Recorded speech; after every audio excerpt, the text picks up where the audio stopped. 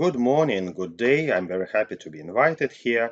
Though also, I'm very frustrated I couldn't make it to Portugal. This is one of my most favorite places on earth. And this failed trip plan actually made me think that maybe I should discuss not only things I know, but also things I do not know, and not only the things I can achieve, but things I cannot achieve, and frustrated because of that too. And maybe we will discuss them, and you will help to find solutions for the future.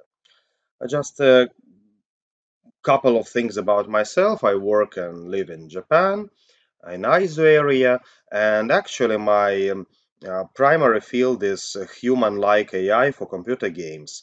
And as a long time language learner, I'm also interested in gamification of language acquisition, and this is what exactly we're going to be talking today. And before we proceed to the primary topic, of course, we need to discuss what is gamification at all and how we came to the place where we are now. So the gamification process is usually defined as the use of game design elements and game principles in non-game contexts. And the rationale for this approach is actually very simple. So we know that people like playing games. Let us not discuss why it happens. So there is like a huge psychological story behind that. But we'll just take it as a fact that people do play games. So it means that the games, they have a sort of secret ingredient there, and if we can copy some game elements, that presumably we can also copy the secret ingredient, and that's why we can make non-game contexts, which might include education, but it's not limited to education, fun and engaging as games. Um, but how this process actually let's say, unrolled and how we arrived at today. I'd say that in general, the idea to use games in education is absolutely not new. So if you look at board games, that you can find some quite early examples.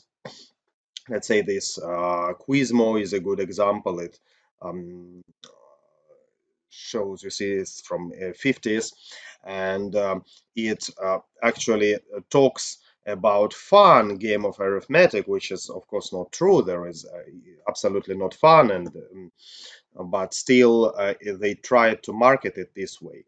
So I'd say that learning is a fun activity in itself because our brain actually um, encourages us to learn, and it rewards us from acquiring new information.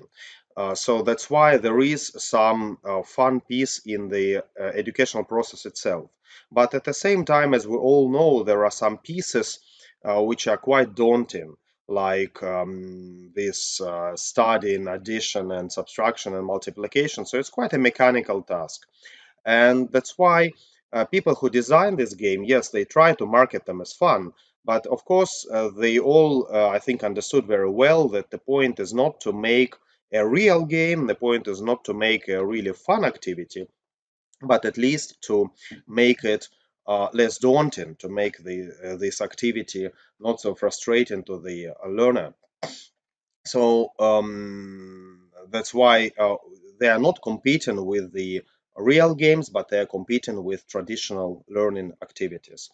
So, by the way, I need to note that here I am not talking about pseudo educational games, because there are games like, let's say, Monopoly, which you can say in a way educates you about, I don't know, this markets and capitalism. And by the way, Monopoly in its turn is based on an earlier game which was called the Landlord's Game.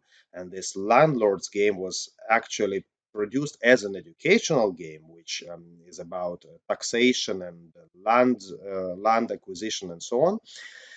But I'm talking here strictly about the games of so-called games which are targeted in specific educational curriculum and specific educational contexts. So because these specific activities might become really daunting, might become really boring.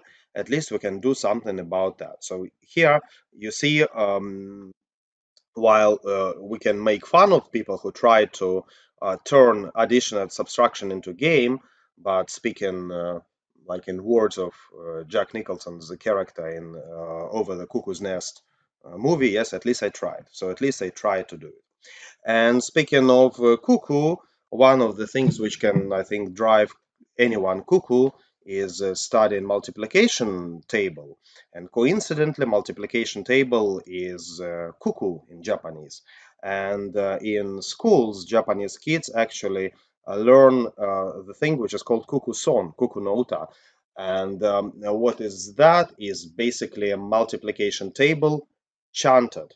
So they turned, just as 4 by 4 is 16. It's turned into a song, and people actually sing this song. So you can go to YouTube and find some clips like this one. I thought, should I play you portion of this clip? But then I thought, no, I really care about your sanity. So you could just do it yourself, just proceed with care. And the idea here basically is the same. So you see, it's not a game, but at least there is something which is inherently fun, something like singing a song. And people who designed this song, who composed this song, they really understood that it's not the same way as singing a real song, but still it is better than learning your multiplication table. And but this is speaking of computers, we are talking about prehistory here. Yes, it's a pre-computer era. And if we come back to the computer era, that I think we should start with the 80s and the birth of real home computers, because that's the time where education um, became actually one of major selling points. So from our time, it's not very obvious that computers needed marketing, because now computers are so widespread and we all have computers, we all use computers. But in early 80s, there was just a absolutely new product, and people were unsure how to sell it. So how would you market computers to the end users? So should you say, okay, you should buy home computers, your home computer, let's say, so your beloved kids would spend their nights killing monsters in dungeons. I think that's quite a bad selling point. And while it is true, it's exactly what happened. They were spending their nights killing monsters in dungeons.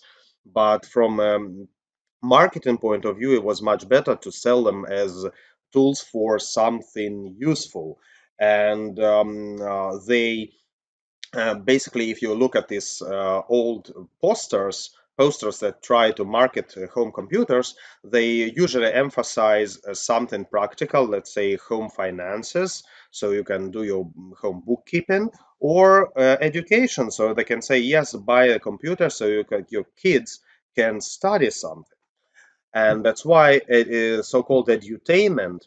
It was a major selling point, and that's why bigger companies were actually investing into this field. Uh, as one, sure, should say that again, there was no, let's say, high expectations of that, and there were no illusions about it. As one article put it, let me quote, it added a bit more audio-visual sugar to their educational vegetables, along with a more game-like framework to their repetitive drills, and proved better able to hold children's interest. So again, we are talking about the same idea. We are talking about idea how to make this education less daunting, less demanding. But also, I should say that some, not all, some educational games at that time were actually pretty good, because games in general were quite simplistic. If you think about games of early 80s, it was not that difficult to surpass them, or at least to, come close, because the game companies at that time had no like multi-million budgets, and they had the games, yes, had quite simple gameplay. So what educational games looked like, they're quite different. Some of them really copied the game process also almost verbatim. Let's say this game is called Number Munchers, and it works a bit like Pac-Man. The animation is so bad here, so again I decided not to put a video clip of that, but you are controlling here this green monster, and this green monster has to eat the numbers, but only the numbers which are multiplied of something. So in this level 1 it's multipliers of 2, and then on the next level it can be multipliers of 3, and so on. And at the same time you must avoid these purple monsters which can eat you. So this is, yes, a bit like Pac-Man, but with this additional, let's say, educational layer. Then the next decade actually was characterized with the arrival of multimedia, so-called multimedia, which is, of course, video, audio, and CD-ROM, which was a major technology of that day. And I'd say that in this time, the marketing still used, like relied heavily on this educational aspect of computers, because um, again, how would you market CD-ROM to the user? So should you buy CD-ROM or should you buy a soundboard so your beloved kids can spend their nights killing monsters in dungeons, but this time in 3D with, I know, bloody video clips and Dolby surround sound? No. Of course, you tell the customers that they need to get this multimedia so they can study foreign languages, they can watch the educational video clips, and so on and so forth. So that's why this educational software, they these tools, they got a lot of these audio visual capabilities, and I think a quite telling example and a very representative software this time is Rosetta Stone, which you see it's a completely multimedia. So what you do here is you see some situations, and you see the sentence, which is a man goes out of the plane, and then you have to choose the correct picture where the man is goes out of the plane. So here he's going out, actually it's continuous tense, and then you can play this sound, and if you choose it, that's correct, and then you could continue to the next question in this quiz. So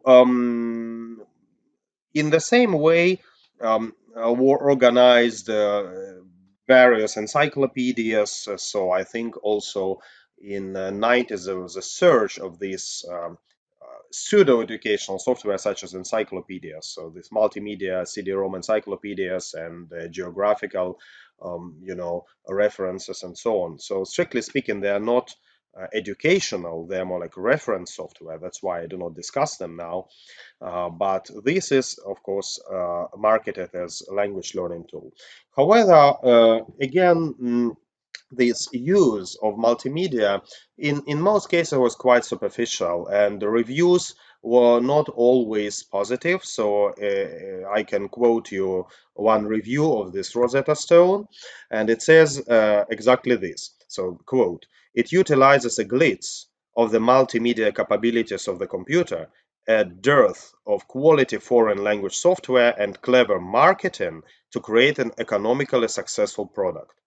So that's exactly the glitz of multimedia capabilities, a dearth of quality foreign language software, so the lack of software, and clever marketing. And that's why, so the reviewer obviously thinks that they simply used all the technologies to pack something which looks fashionable and looks like a sellable product, which is, I think, quite accurate assessment.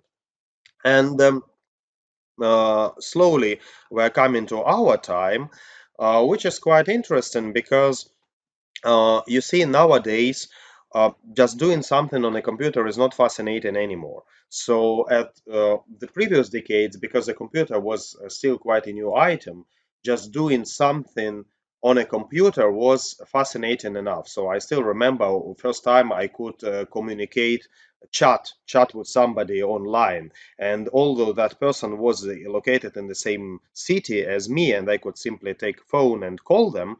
Still, it was sort of magical feeling that I could type text, and the text goes there over the wire, and then I receive text from them and read this message on my screen.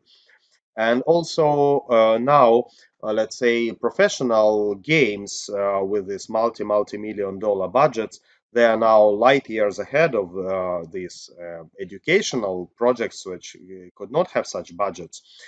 So it is not possible to compete with them anymore in terms of graphics, in terms of sound, in terms of production. And now I think we have fewer stakeholders, because previously you could see that really big companies like Apple or Microsoft, they invested into that again as a selling point for their hardware or for their software. Like I say, Apple produced computers and Microsoft produced operating system which supported CD-ROM, which supported multimedia, and you need multimedia. Why? For education. So nowadays it's not true anymore. They don't need that. And also, there is a more interesting shift is, let's say, let's call it demand for gamification of larger part of curriculum. Because previously, if you gamify something like a multiplication table or some isolated aspect of a certain scientific discipline, that was basically sufficient. Nowadays, if you really try to do something, what people expect is that you gamify the whole course. So let's say if you take, well, let's say some basic geometry, it would not be enough to gamify something like Pythagoras theorem. Yes, what is expected is that you gamify the whole textbook from the first lesson to the last lesson. And this is, of course, quite difficult to do, because you might have an idea how to gamify one theorem, how to represent it in this interesting way, but how to build your game or introduce game-like elements to other topics, it might be much more challenging. So that's why it's interesting to see how educational software looks now and what people try to emphasize. So what I can say is, first, computers are everywhere now. Again, I mentioned that, of course, and that's why they are perceived as universal tools. And because a tool is universal, it is applied in all contexts, including education. And that's why I think the border between educational and non-educational software is very blurry nowadays. So let's say in practice, teachers often use Facebook to put their materials or to communicate with their pupils. They use Skype, they use YouTube, they use browsers like Google Chrome. But when can we really call them educational software? So I think no, in the strict sense, they are not educational software, even if they are used extensively in education. Also, we have new types of systems, for example, for course management, which also I think should not be called strictly educational. They are educational, let's say, education supporting systems. So they facilitate educational activities, but they are not educational in this narrow sense. And also there are some systems which belong to this lab type or some innovative type. I'm quite interested in them. So let me keep this topic for later. But if you again look not at these examples which are not strictly educational systems, but what systems are strictly educational, well, I can say that the old systems still survive. So, for example, this Rosetta Stone, despite being criticized, still they were successful in marketing and in doing solid software, so it gets updated occasionally, and you can see that it's pretty much the same system, but with better resolution graphics and presumably better interface and so on.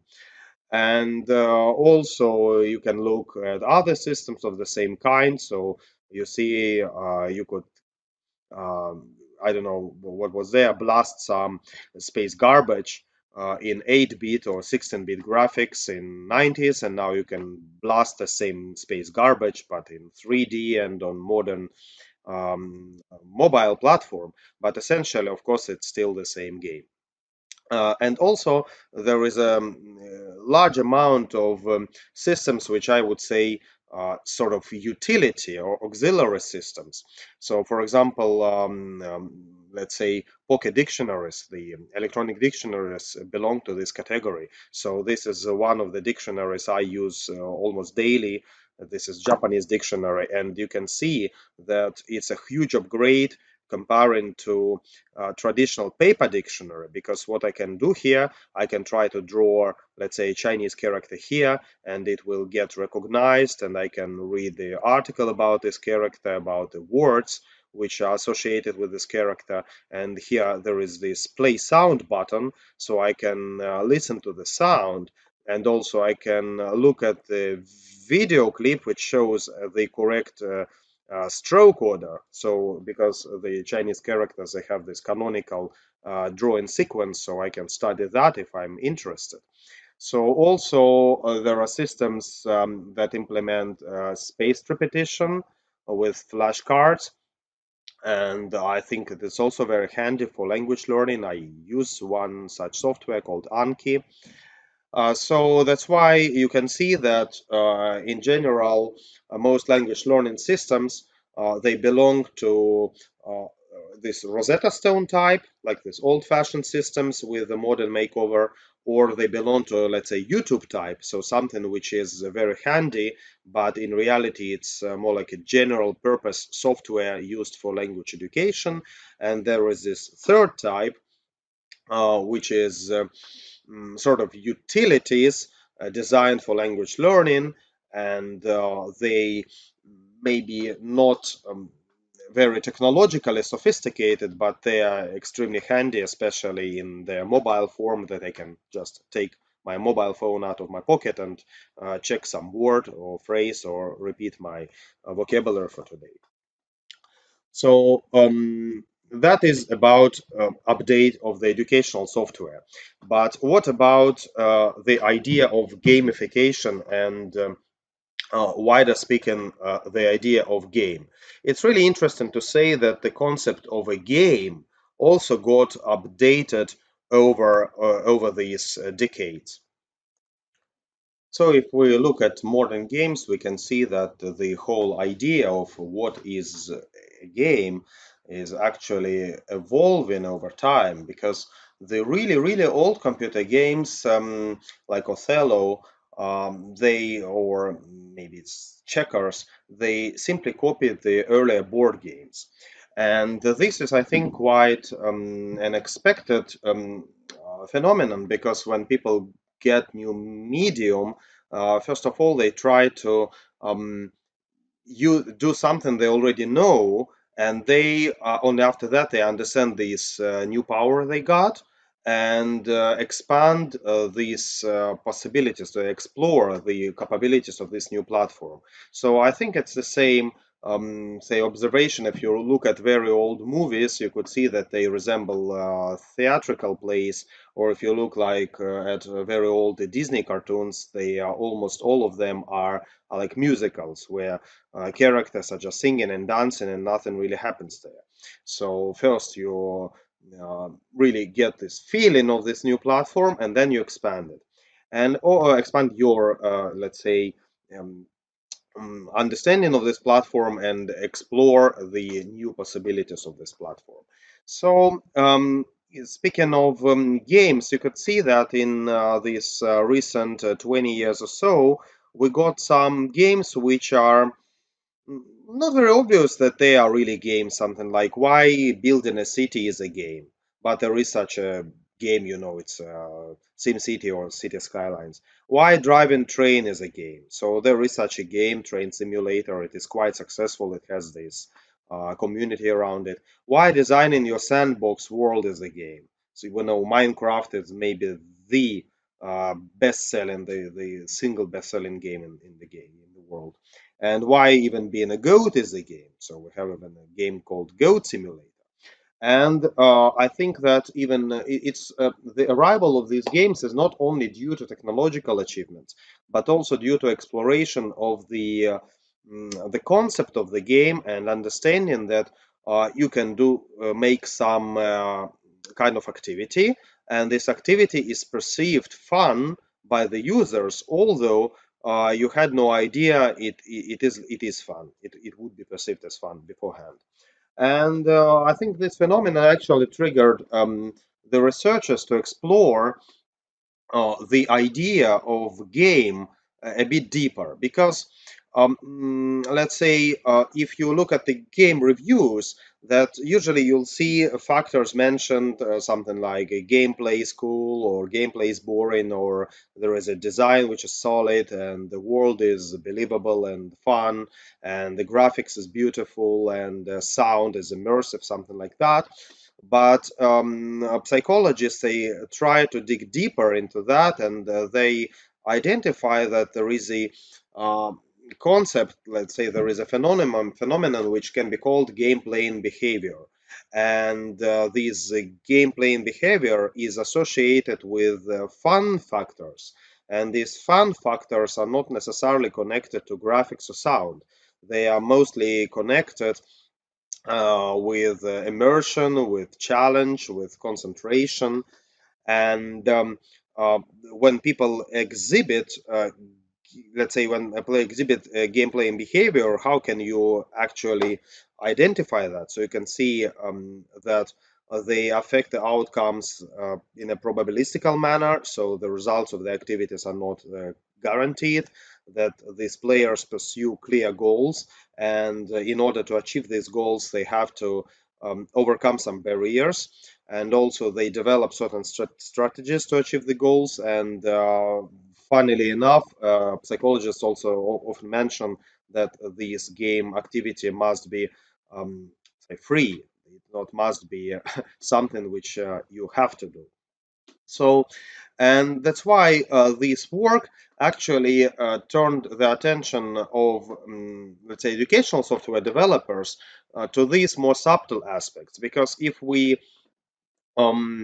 think about these educational games in the past, I think it would be correct to say that people simply tried to copy the game look and feel without thinking about the deep reasons why the games are engaging.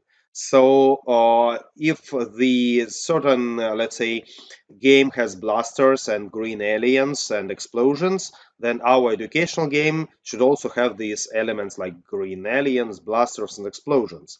But as a result, we sometimes usually get something which, like, there was a joke about fake air balloons. Like, I had a birthday and the guests brought fake air balloons, and say, well, why? Why do you think that's fake? It's because they looked like real air balloons, but we had no fun. So this is exactly the same phenomenon. So you have some product which looks like a game, but there is no fun. So that's why there is, I think, a certain trend towards transition from pure game design to so-called gamefulness. And gamefulness or gameful design is something which is not about copying the game elements as such, but it's about uh, reuse of elements, specific elements that trigger gameplay and behavior. So it's not about simulating look and feel of the game, but it's more about uh, appealing to these subtler aspects of games. So I think you know what I'm talking about if you look at any today's, let's say, software which is about say improving the daily routine, let's say about losing weight. It will have the stars and challenges. It can say, okay, now you should um, let's set a challenge like losing 1 kilo in a week, and then if you achieve this challenge, you get some star and so on. So clearly, there is no expectation that anyone would consider losing weight a fun activity, but at least they try to introduce some elements which help you to continue, which help you to keep engaged and not give up. Let's say. I understand again that nowadays these elements are so common that you also might think they're quite boring because you say, okay, now I get my app to help me lose weight, and I know for sure that it will have challenges and stars, and I don't know, something like other elements like this, winning streaks and so on. But still, it's better than trying to make a make believe a pretend game. So that's about games and educational software in general. And if we look at specifically at language learning apps, I would say that they all fall into this general category, which is Facebook, YouTube, forums, books, which are helpful for the user, but it's not really computer assisted language learning, I would say. And I personally believe it's not really a cool research topic in specifically in game. I mean, in language learning, it's more about education in general. And there is still this old-fashioned Rosetta Stone type software, which is still there, as we saw. And it's an interesting question whether they really work or not. That's debatable. But again, I don't think there is much to research there. And there is another category which I think is quite interesting. Uh, it's a category of all these little tools like dictionaries and flashcards and some computerized courses like Duolingo, which I hope you know is a very popular language learning app. And usually such projects are based around some specific technological or pedagogical idea. So, for example, Duolingo is based around this deep gamification about the stars and achievements. And Anki is based around spaced flashcard repetition. And dictionaries may be based on this handwriting recognition. And there are some very interesting, innovative tools based on the voice recognition. So let's say I'm trying to practice my pronunciation, and then the software can listen to me and try to tell me where I'm okay and where I'm wrong. I need to work on my pronunciation. And recently, I remember one paper which mentioned that it can listen to you and use your voice as a basis to generate the voice uh, mm, let's say to generate not a voice to generate the pronunciation of a native speaker using your own voice, so you can listen to sentences which you actually can pronounce, so you can hear yourself speaking it in like a flawless pronunciation. So presumably it might work. And let's say for grammars, there are some tools which can help you to conjugate verbs or analyze morphology, generate word forms, which can be quite a challenge for some language where morphology is rich. And discussion of these innovative projects actually um, bring us to the next topic, which is these virtual labs, which I'm interested in. And this is maybe the most exciting thing going to discuss today. I hope so. So, um, a lot of learning in real life happens when we experiment with something physically, we tinker with something. And there are quite many educational tools that facilitate this sort of learning. So, for example, there are physical science kits like this one. So it's traditional edutainment where you see you can experiment with electronic components by wiring some electric circuits and see how it works. And you can do chemical experiments with these chemistry science kits. And actually, for quite a long time already, people trying to think how to move the same activities to a computer screen, and there are some software which work exactly like this. So you see, this is a virtual chemistry lab where you can actually combine some components together and produce some results. And I think the motivation is quite clear here. So you can perform chemical experiments virtually, and there is no need to buy equipment, and there is no risk of blowing up your house if you make some explosives. So it's of course quite clear that to implement this type of software, you need a solid theoretical understanding of how these underlying processes work. So you need to simulate these chemical reactions with enough accuracy. So same can be said about physics. So there are some very well-known physical software simulators. So this one, for example, it models the spring behavior, so you can examine different spring types, and you can connect and disconnect the different weights and experiment with them. So I think it's quite obvious that for computer science there are even more tools like that, because for a computer, mm, let's say, models for pieces of computer science like finite state machines or Turing machines or algorithms, we have a very clear understanding how they work because they are our creations, and that's why there are many tools that can, for example, help you to be the finite automaton and simulate its work and see how it can recognize a regular expression or something like this. So, while I was looking at these types of software, I thought that why not to create a virtual language lab? Why can't we take the same approach of tinkering with language? So what does it mean? It means that I was curious about these potential capabilities, so that uh, you can learn by doing. You can try to do something with language, for example, to create some sentence, and then then you can get an immediate feedback. So the computer can tell you that what if you did something wrong, and can you understand why you did that wrong, why this construction works and this construction doesn't work, and so on. And in reality, I'd say again there is a deeper underlying fundamental principle behind these types of software is this. So the one of the dominant, let's say, theories of education is called constructivism, and in a nutshell, it tells that um, it's naive to think that when I read a book or listen to my teacher, the information just flows from that book or from the teacher to my mind. It's not like that. In reality, it's more like I have some consistent model of a phenomenon in my own mind, and when I receive new information, this model gets updated.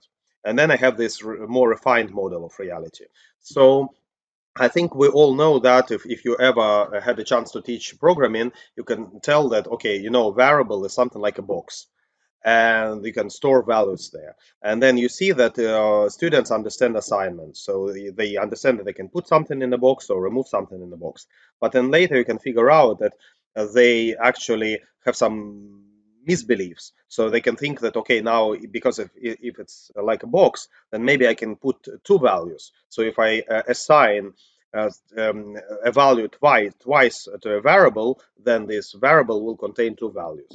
Or if I read value from a variable, then the variable will be empty because the box is going to be empty if I remove something from it. So then you need to say, no, no, no, it's not true. And then you supply additional information, and this mental model of this variable is actually gets updated. So the students understand that this is not really how it works. So the same is true for physics and chemistry and language. So we have some model of a language in our mind, and when our teachers correct us, then we get this model updated, and then we avoid these errors in the future. So what I'm going to talk now is about some isolated aspect of a language's grammar, and about a project which I'm sometimes working on is call it language lab. In reality, it's more like a grammar lab.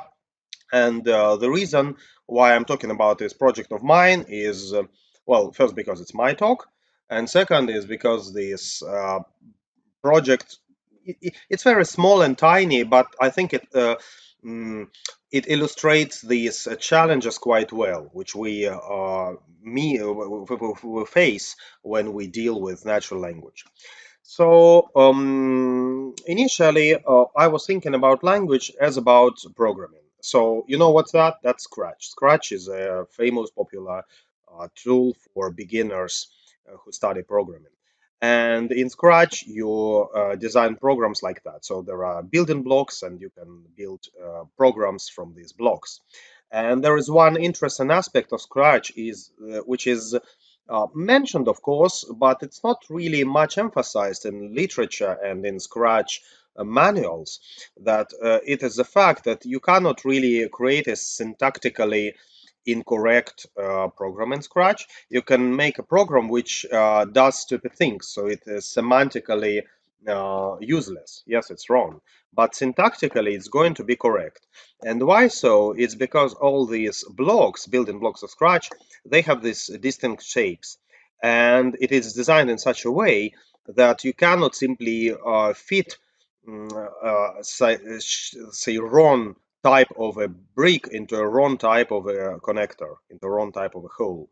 So in a way, the Scratch is like Lego. So you either can connect it and then it's correct, then you can do that, or you simply cannot connect it and then you cannot do that.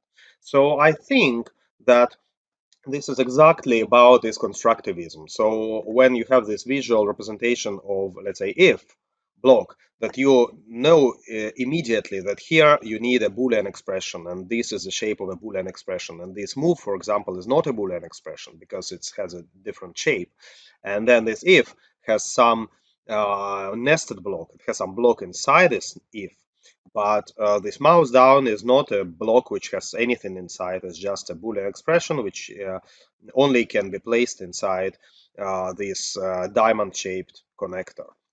So I thought that why can't we do the same for natural language grammar? Why can't we consider natural language grammar in the same way as we consider grammar of a programming language, despite all the differences and all the complications of natural language grammar? So I can show you how I started and where I uh, achieved something and where I got really, really big challenges and I don't know how to overcome them. So, for example, this is about just different blocks and their shapes. So you see that in natural language you have nouns, and the nouns are not the same as, say, adjectives. And if you take adjectives, they're different. And they are not the same as articles, and they are not the same as verbs. So here you have different types of words, and there are different types of shapes associated with them. So you see, in this is more like a lesson one. And in unfortunately, natural language is more like in this regard is more like physics. So you have to provide some abstraction before you proceed further. So when you experiment with springs in physics, you need that to know that there is a certain object of a certain mass attached. And you don't really care whether it's wood or a paper or whether it's round shaped or whether it's rectangular shaped. It doesn't matter here, right? So it's same with so you need to abstract for some properties. But if you're interested in this object, then you need to look deeper and you need to study these properties in more detail. So here in with language, so if I just spill all the details about words on the first lesson, that the users, the learners, will be completely overwhelmed with this amount of information. So unfortunately, I really need to keep them simple and then show more details on during the subsequent lessons. So that's, let's say, lesson two. So on lesson two, I can see that actually these objects, they have some connectors, and then you can connect something which characterizes these words. So for example, a word might have this article attached, and it may have a property attached, while the verb, it has different types of connectors. And for verb, you need to connect, subject and indirect object, for example, and it works in this manner. So, and there is also some variation. So if it can be just this house, it can be a house, or it can be this large house, and so on. So then we can have a complete sentence like that. And I think you notice that the article becomes a or an uh, automatically, because depending on the context, because I don't think at this stage it's a trouble of a user, because this is not a grammar related issue. It's more like a maybe phonetics, I don't know, but I believe that we are focusing on grammar here and do not care about other aspects. So now we have this full sentence.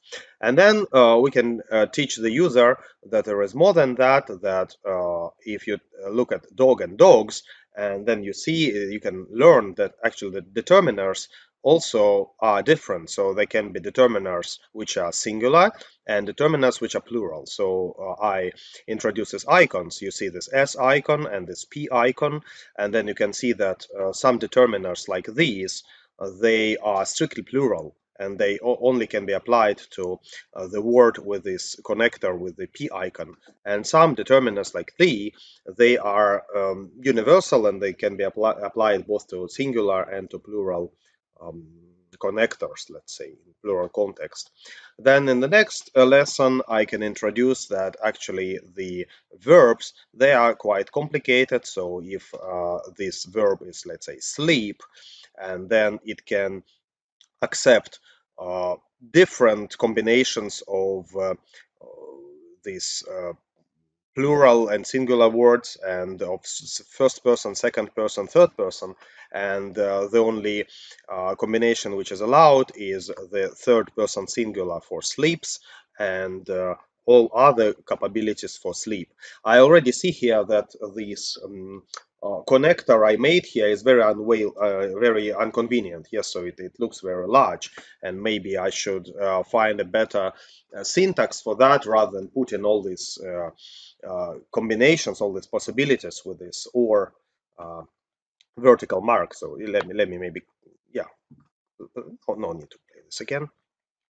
And then in the next on the next yeah, that's the same clip. So you see there is a quite large piece. So but let's go to the next one. And in the next lesson I can show, for example, that some uh, there is a difference sometimes between a subject and the object. So if you have a verb like sees, and then you see that there is a word like dog, which is universal, and you can place it either as a subject or as an object, but there are also words like she and her, and you can see that they have different shapes, so that she can be only inserted as a subject and her can only be inserted as an object. So you see there are many different, let's say, grammar attributes, such as case, such as this singular plural number, such as person, first person, second person, third person.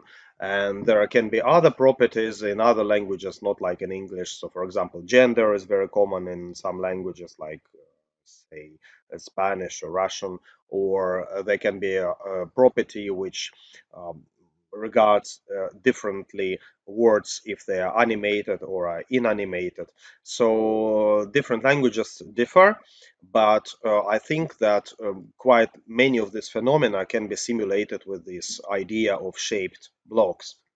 So, what are the complications of this approach? I think you already can guess many of them. So, some are actually solvable, and some are much harder to solve. So, for example, it might not be clear for you or like anyone why exactly the words are combined in this manner. So, why a dog should have these empty connectors for the article and for this property. And behind that, there is a theory, a linguistic theory, which is called dependency grammar. So I use that, and it tells exactly how to connect these words into phrases.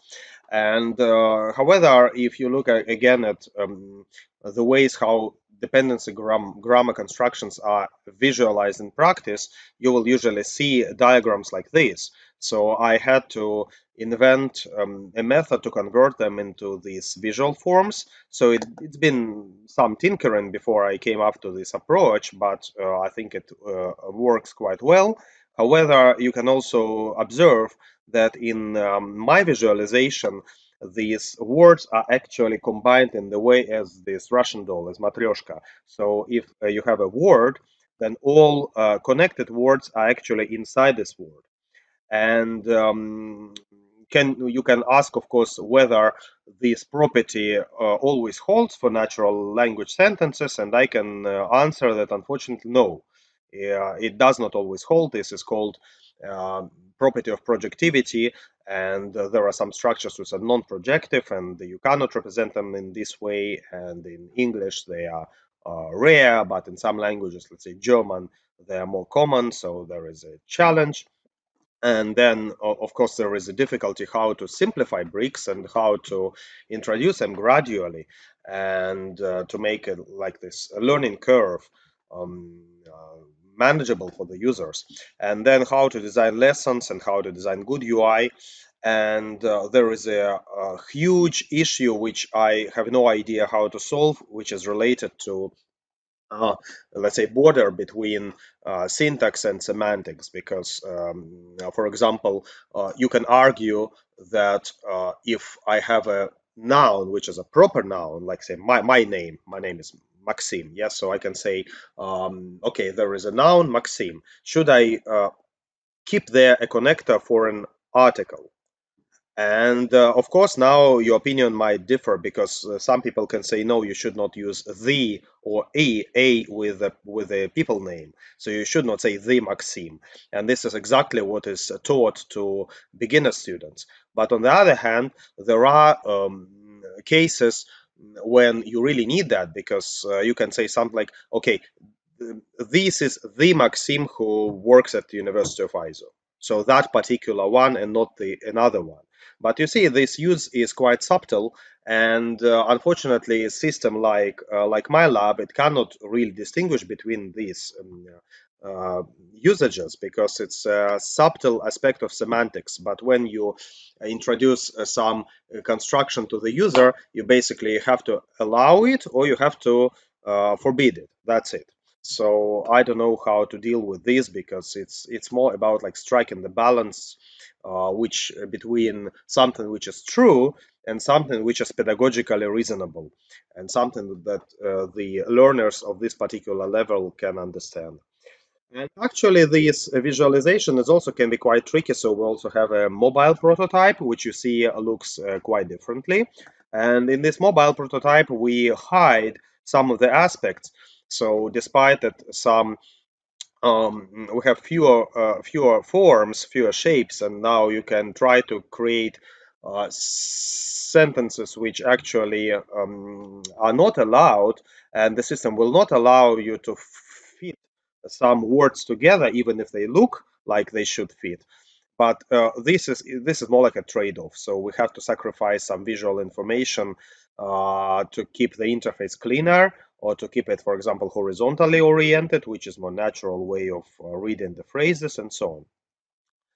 So now I think I just proceed to the final part, final slide, which is entitled exactly as the title slide, highs and lows.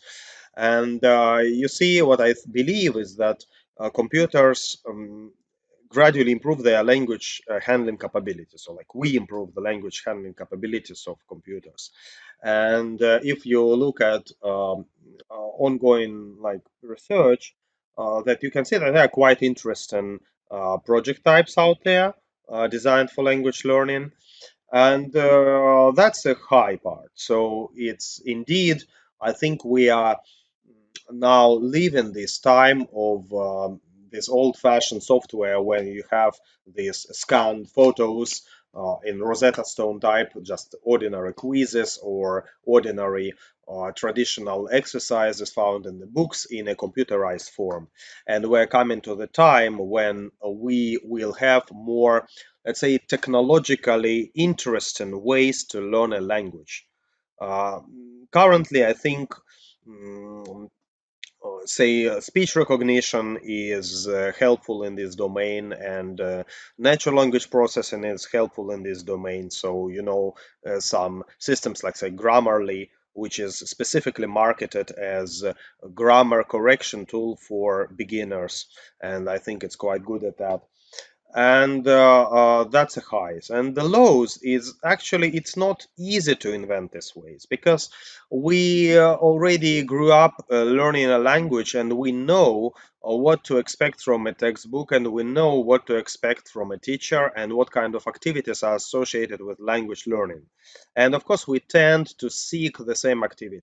So we let's say read books, and we read texts, and we communicate with foreigners, and we watch video clips, and we listen to audio recordings, and so on. So these types of activities are very old-fashioned.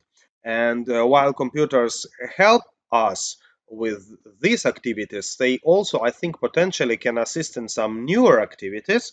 But in the same way as Disney in old times could not invent anything better than make an animated musical, we also have troubles inventing a new way to learn a language, let's say, with a computer.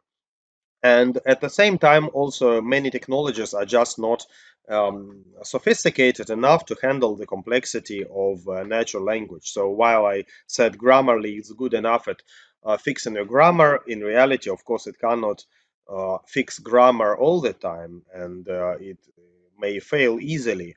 Also, if I really try to create a language lab which will help people to see which constructions are possible to make and some are not possible to make, then the next step would be to say that yes, you can make this construction theoretically because it's grammatically correct, but it makes absolutely no sense. And these words actually should not be placed together because people don't say that. But this type of feedback requires much better understanding of underlying, let's say, language um, theory or language practice or whatever language processing um, methodology, which is actually, yes, quite hard to achieve. And that's why my big question is exactly this. So, how can we use computers in a conceptually new way to learn a language? And how we can maybe advance these technologies to facilitate this process. So thank you very much. I would be happy to if you can share your thoughts with me. And yes, thank you again for your attention. It's been a long talk, and have a nice day. Thank you again. Bye bye.